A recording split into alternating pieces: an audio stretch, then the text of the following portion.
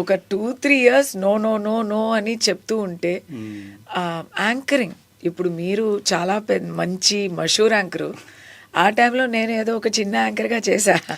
ఏ ఛానల్లో స్టార్ట్ చేశారు? అప్పుడు టీవీసే లేవు. This we are talking about 19 child anchor నేను. సో ఫ్రమ్ 1988 to 90 అలా ఆ టైంలో ఓన్లీ దూరదర్శన్ ఇస్ దేర్. దాంట్లో వండర్ బలూన్ అని ఒక ప్రోగ్రామ్ వస్తుంది. అది వచ్చి చిల్డ్రన్స్ ప్రోగ్రామ్. ఆ చిల్డ్రన్స్ ప్రోగ్రాంలో యాంకర్స్ కూడా చిల్డ్రన్ ఉంటారు. సో అలా స్టార్ట్ అయ్యి అది కంటిన్యూ అయ్యి నేను ప్రొఫెషనల్ యాంకర్ అయిపోయాను. ఒకవైపు మోడలింగ్, ఒకవైపు ఎంసీ. ఈ 2 ఈవెంట్స్. అప్పుడు ఇలాంటి మూవీ లాంచెస్ అలాంటివి ఉండవు. But there lot of private launches.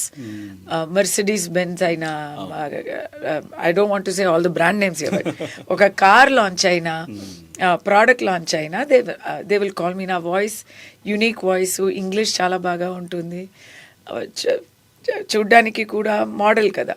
So all that was my journey అండి. సో ఆ ఇండస్ట్రీ నుంచి, అక్కడి నుంచి సంబంధించి ఇంకొక ఈవెంట్ వచ్చింది, దాని నుంచి ఒక మూవీ ఈవెంట్ వచ్చింది.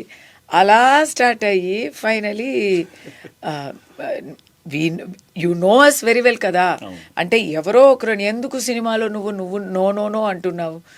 లేదు, సినిమా అంటే అందరూ అంత మంచిగా చెప్పలేదు, ఏమేమో చెప్తున్నారు, మాకెందుకండి, మాకు వేరే గోల్స్ ఉన్నాయి అంటే, లేదు మేమంతా తెలిసిన వాళ్ళే కదా, యూ వర్క్ విత్ అస్, తర్వాత నువ్వు వెళ్ళిపో అన్నారు.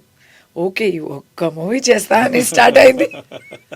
అది కాస్త వెరీ బిగ్ హిట్ భారతీయుల్లో. అంటే అటుపక్క శంకర్ గారు, కమల్ హాసన్, ఎలాంటి కాంబినేషన్ చూసుకోండి.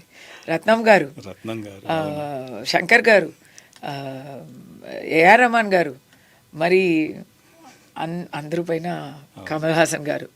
ఇలాంటి ఒక కాంబినేషన్లో మనం చేస్తే తర్వాత వదులుతుందా సినిమా?